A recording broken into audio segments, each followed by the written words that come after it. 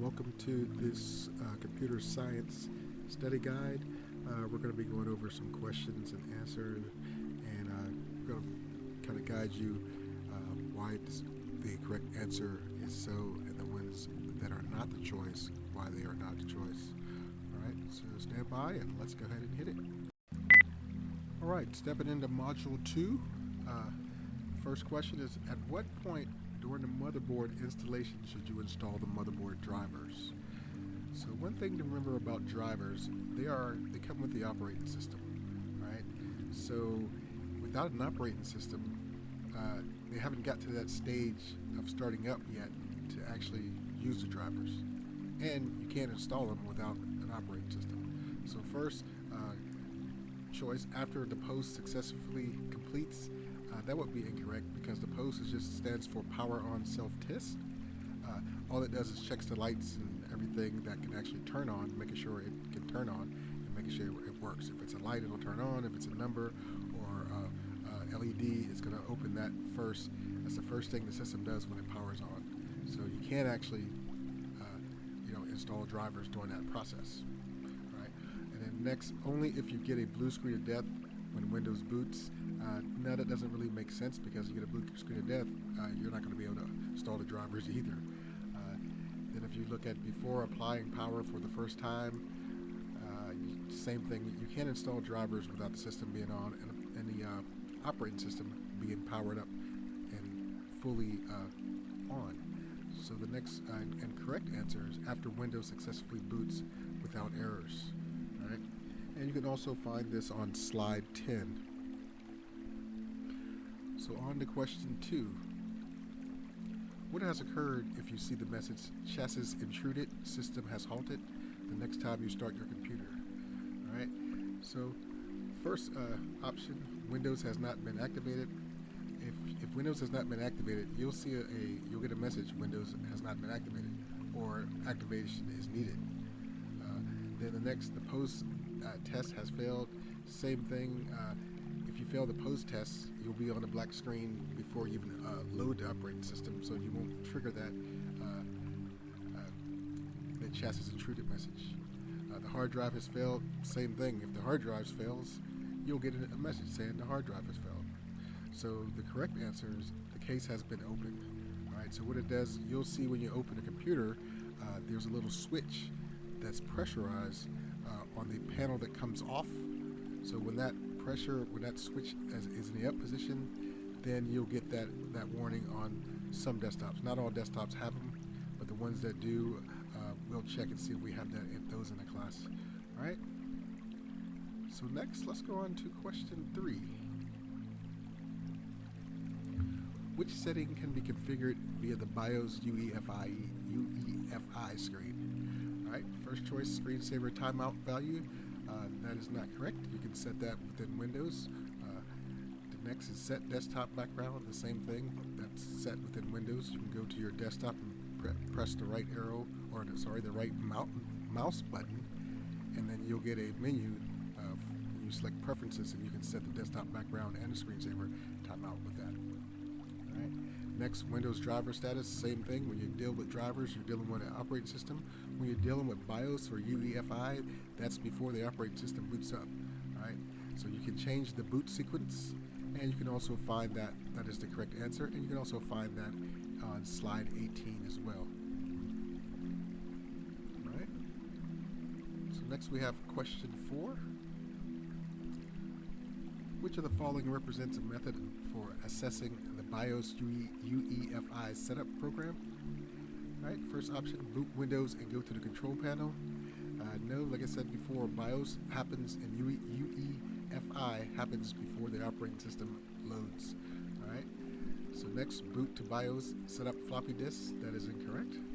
And then set a motherboard jumper and start the computer. That is incorrect, but that you would use that jumper to reset the password. Say you set a BIOS password and you lost it, or someone else said it and you can't get into BIOS and you can't remember the password. You can move that jumper and then that'll automatically set the default password to no password. All right.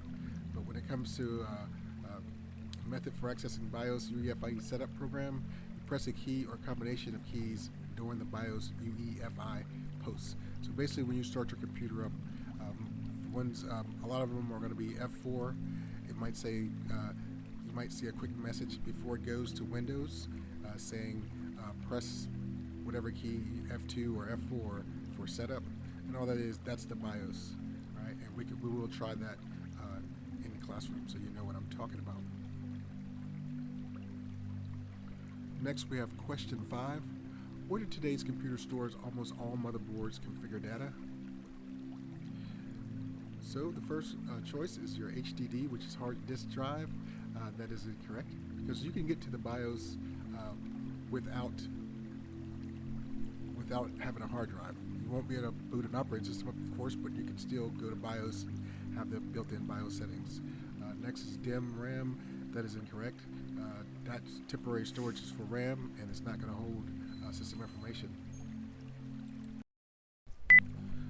So your next option would be BIOS UEFI ROM. That is incorrect, because the ROM is actually going to store basic information and things that can't be changed. When you change that information and you make it specific to that computer, most of it's going to be held in CMOS RAM, right? So the correct answer is CMOS RAM. Right? So on to question 6. We have, where must virtualization be enabled for VM or virtual machine software to work? So the first one is jumper, and like I said, there's only one use for the jumper in BIOS or UEFI, and that's to reset the password. Your TPM chip, which stands for Trusted Platform Module chip, that has to do with security and not virtualization. Next, your Windows control panel. If you look inside your control panel, you won't see that option for enabling virtual machines or VM. So the correct answer would be BIOS or UEFI. Right? So BIOS, you can set that up. Now, one thing you might have to do with the BIOS, if you have an older computer, I had to do this a while back. I had to flash my BIOS so I could have the option to enable virtualization. So the laptop I had at the time, it would allow me to use virtualization, or it was capable, but it just didn't have the option yet within the BIOS. So I had an older version of BIOS. I found a newer version from the manufacturer's website, and I flashed it, which means I updated it, and then I had that option, and it worked just fine after that. All right.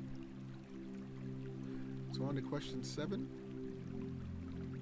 Which motherboard slot should you install a new high-end graphics card in? All right, so this one, as you see, they're all the same, but you see that times 1, then you have your times 16 slot PCIe 4 times 4 mode.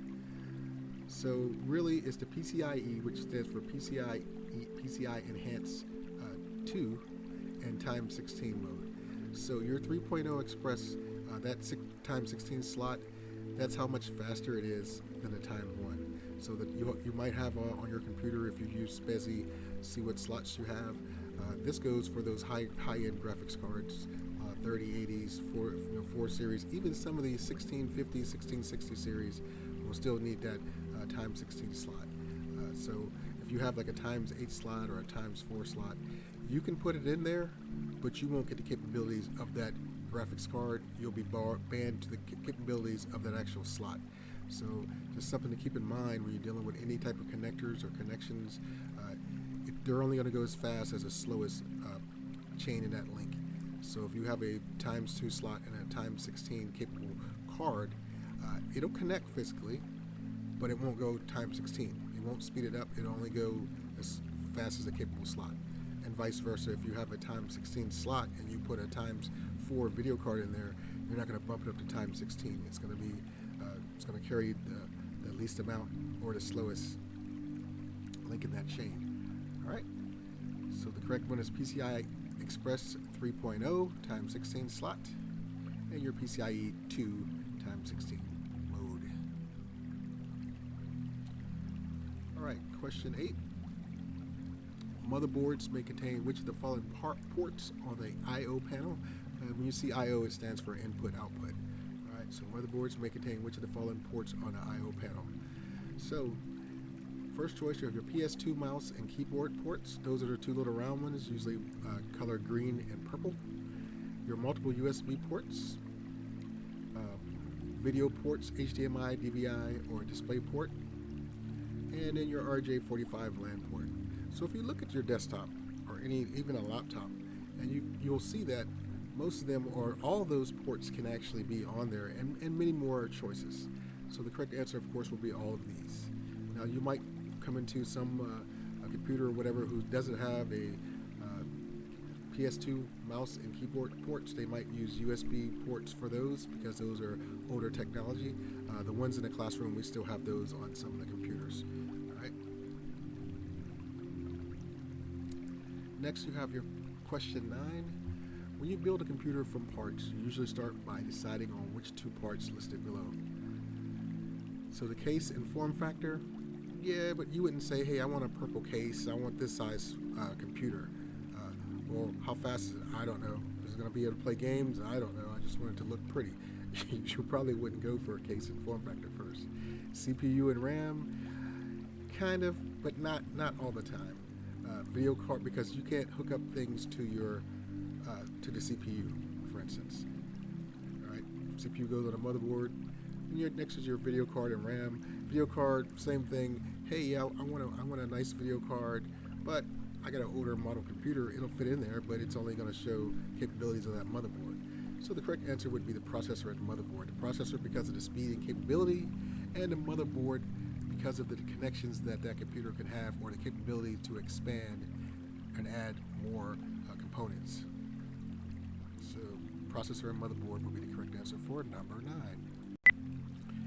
And finally, question 10 for module 2. We have, what type of socket ensures that even force is applied when it is being installed in the socket? So basically what this is when you buy other parts have them too. You'll see this for laptops and certain connectors, but this is mostly for CPUs being put into, attached to the motherboard. Right? So there are several different small pins on the bottom of all CPUs. And if these pins get bent, they're easily broken. They're very fragile. So what they don't want you to do is put it in and put too much force, not enough force, or don't put it in the right angle. So what they do is, well, let's go over the wrong answers first. FM2, that's not correct. That's a type of motherboard. AM3 is also a type of motherboard, and LGA is also another type of socket.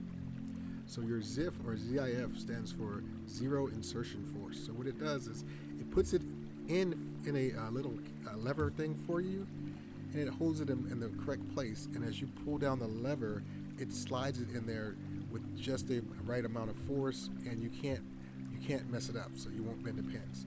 And I'll show you that as well as an example, because we do have some motherboards in the classroom that I can show you zero insertion force. All right. And now for, let's see, I've left out number 5. Number 5 can be found also on slide 31, and for the book, number 6 can be found on page 94. And number 9 in the text, page 69, and then question 10, the one I just read, can be found on page 71. Right? So that's all we have today. See you for the module 3. Good luck on those quizzes, and have a wonderful day.